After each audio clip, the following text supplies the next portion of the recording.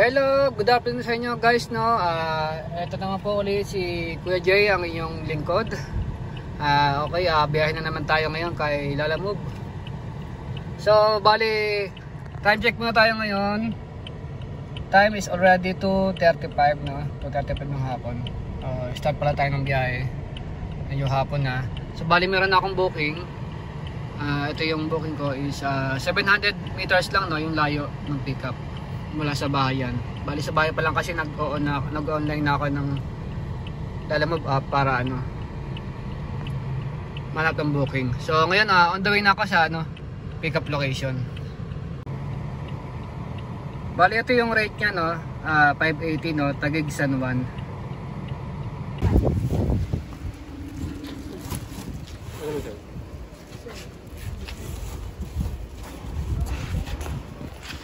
Kasya ba siya?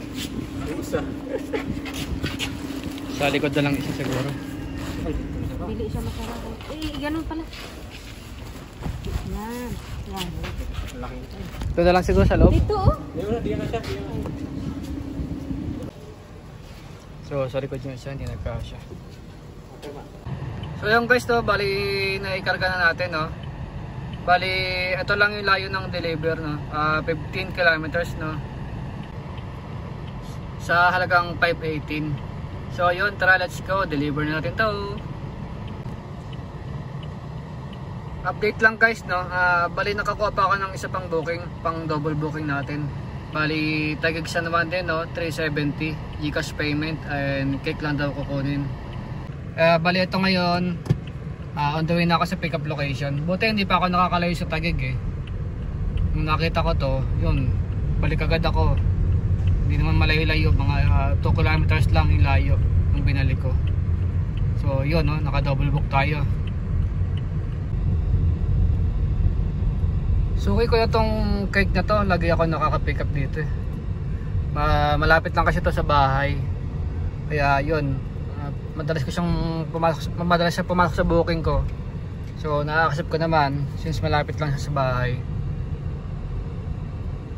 Tsaka maganda kasi puro cake lang. Ay time nga na nung katulad nung Mother's Day, nung nakapick up ako sa kanila ng cake. So yung trata na nila ako pag Mother's Day yun. Sabi nila baka free daw ako nung So yun, so free naman ako nung Mother's Day. So yung trata nila ako, isang delivery ng cake 400. So yun, tinanggap ko naman. Binigyan ako ng 3 cake. So yun, ang biyahe ko Parañaque, Las Piñas. Yun, 3 cake. So 400. So 1 to na agad yun. Isang biyahe mo pa lang, diba? So yun, diskarte lang, no.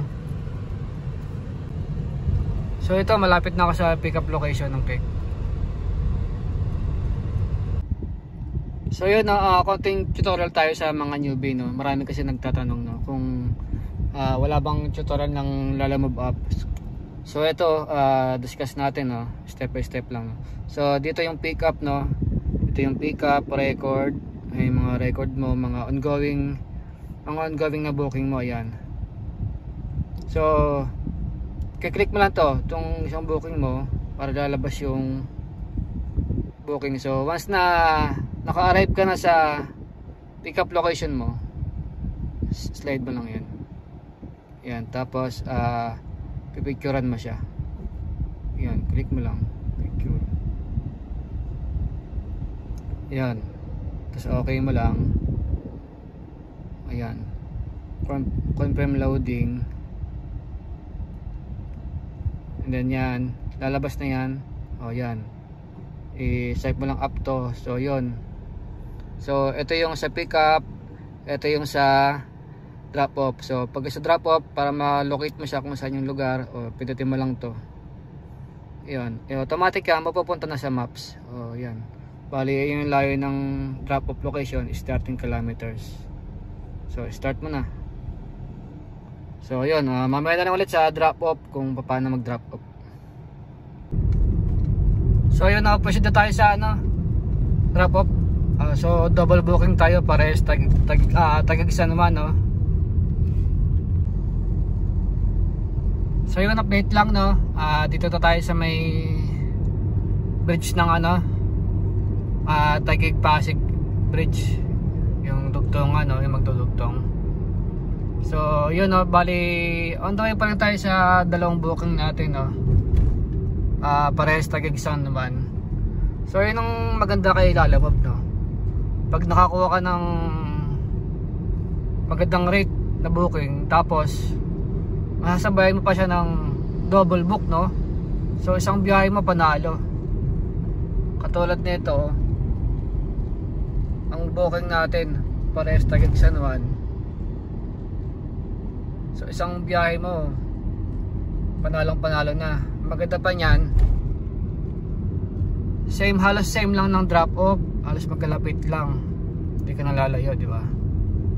So yun no, sabi ko nga sa inyo na hindi pare-pares yung magiging kita natin sa araw-araw. Depende rin sa booking,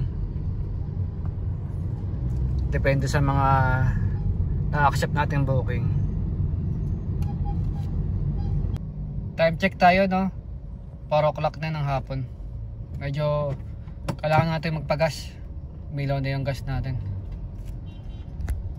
So meron pa tayong 4.3 kilometers mula sa drop off.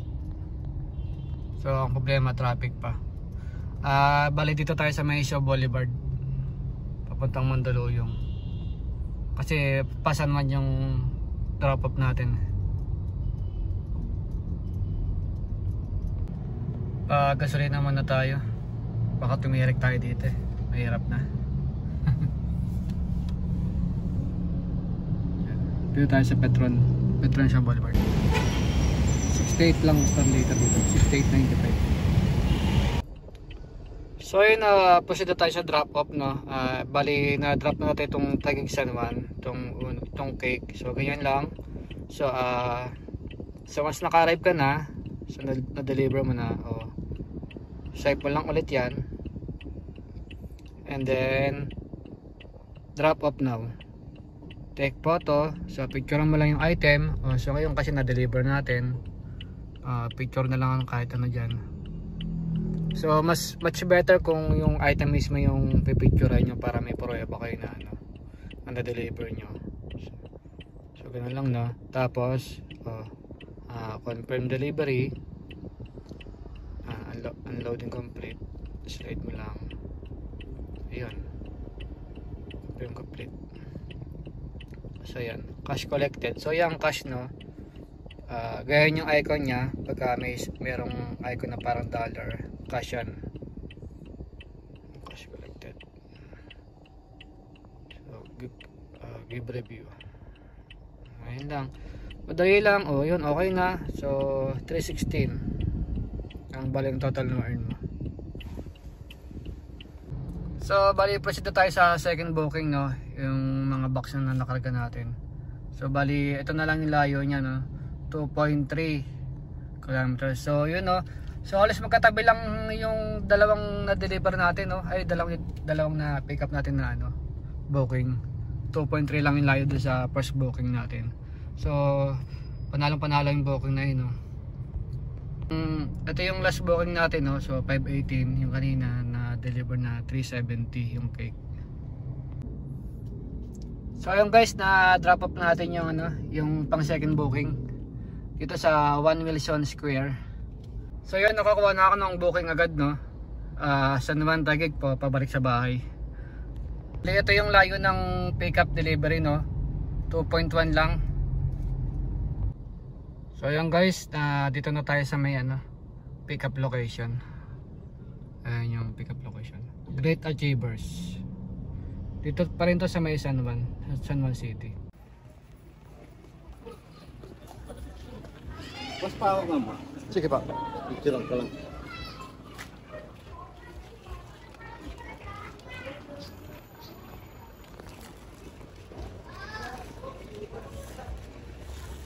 Ayan, siya.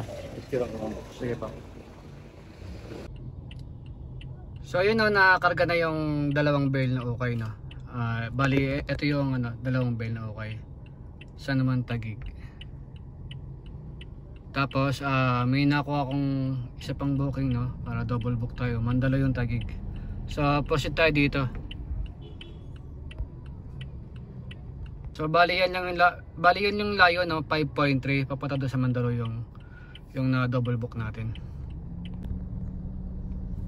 Bali kinuha ko na yung Mandaluyong, no, kahit malayo yung pick up location.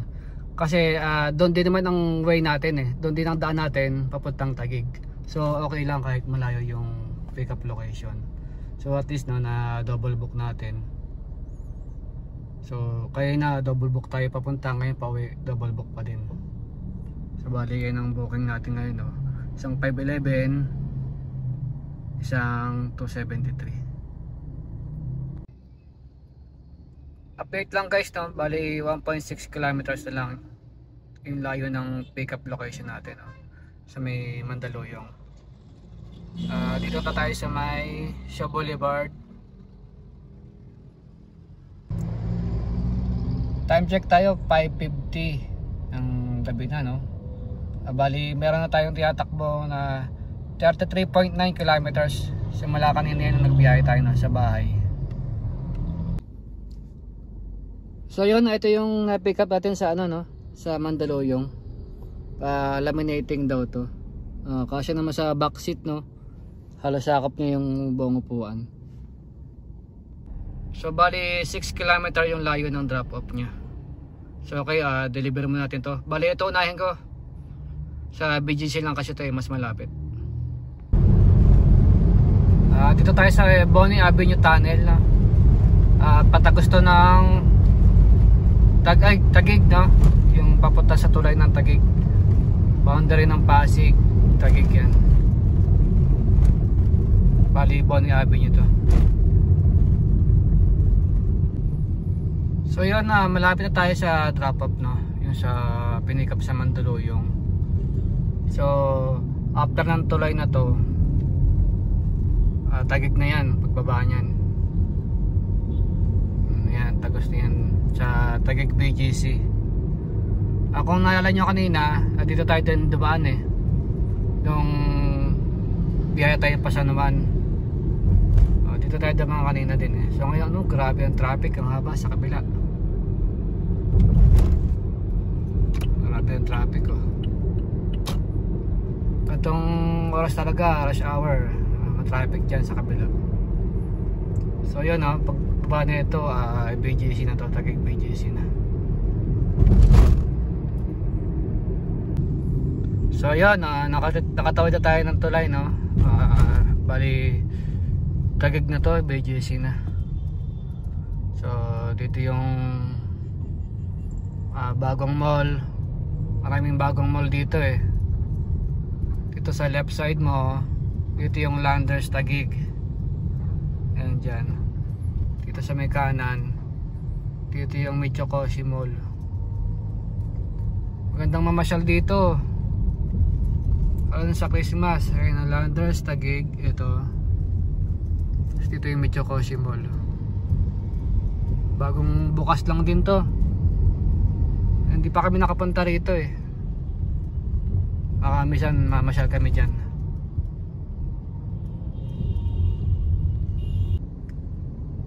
So ayun guys, update lang, malapit na tayo.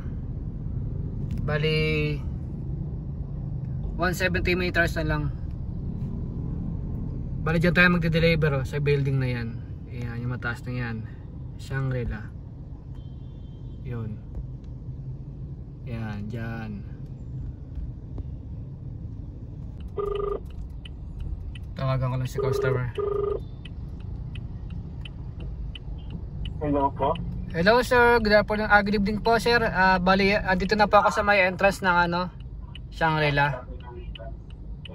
Hintay na lang. Katapat po ba kayo ng Lawson, sir? Po? Katapat po kayo ng Lawson naka-pwesto? Bali, papasok ako ng Shangri-La. Papasok ba ako Shangri-La sir? Dito, doon lang po sa may...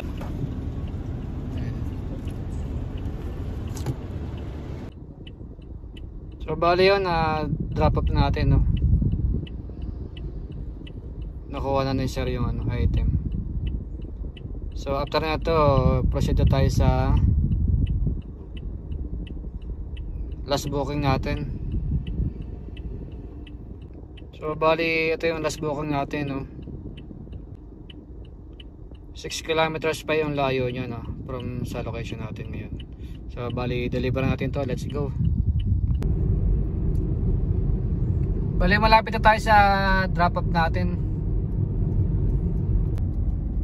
Ano, bali 1 kilometers na lang yung bibiyahin natin. Bali yun na yung kinikita natin, no, 949 sa tatlong booking. So meron pa tayong isang booking, no.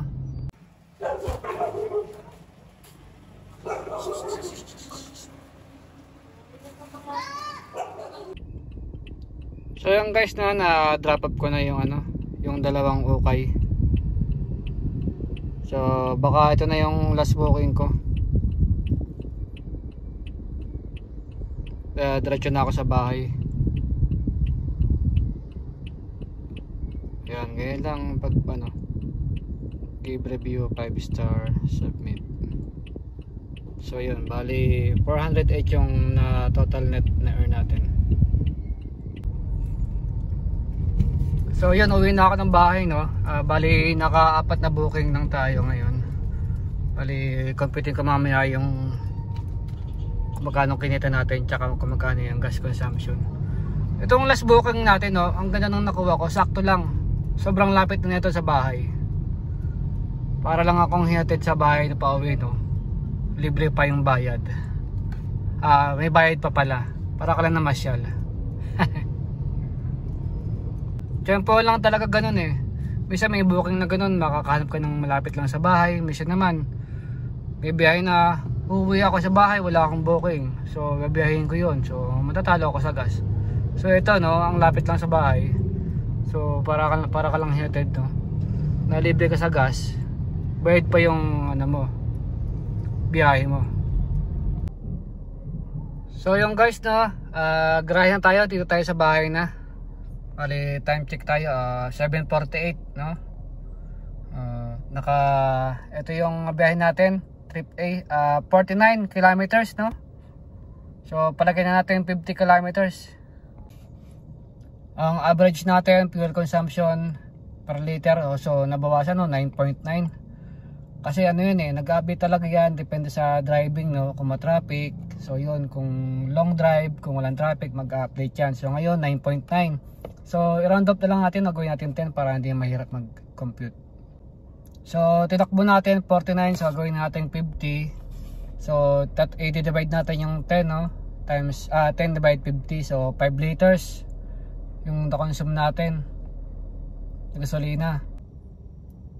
Tapos ito yung nakikita natin, no, sa 4 na booking meron tayong 1,358. So yung 1,358, minus natin yung 350, so meron kong malinis na 1,008. Take home mo na yun, labas na si gasolina. So bali nag-start tayo nagbiyahe kayo ng hapon mga 2:30, no. Tapos ngayon mga 7:50 na, mag-alas 8. So ilang oras lang natin biniyahe yun, no. So nasa 5 hours din, no. Kumita tayo ng 1,000. So what if pa kung sasagad ka sa biyahe, no, sa umaga ka, simulan mo ng umaga hanggang gabi. So mas malaki pa ang kikitain mo lalo, diba? So yung mga nagsasabi na baka hindi kayang bayaran yung mga, kung mga naguhulog kayo ng car loan, diba? So yung kayang-kaya naman kung talagang full time ka. Ako kasi hindi ako full time eh. Biyahe lang ako ng sa loob ng isang linggo, siguro mga 2, ganyan. Tapos hindi pa yung buong magdamag, diba? Mga 4 hours o 3 hours lang biyahe ko. Pero kahit paano, kumikita pa din. Panalo pa din yung kita, hindi tayo natatalo sa gasolina. So yun, dito ko natatapos itong video, no. Salamat sa suporta, no, ulit, no. Salamat sa pagsama sa biyahe ko, sa araw-araw na pagbiyahe ko. Salamat kung nakaabot ka sa video na to, napaka solid mo. Salamat sa suporta. So yun, God bless everyone.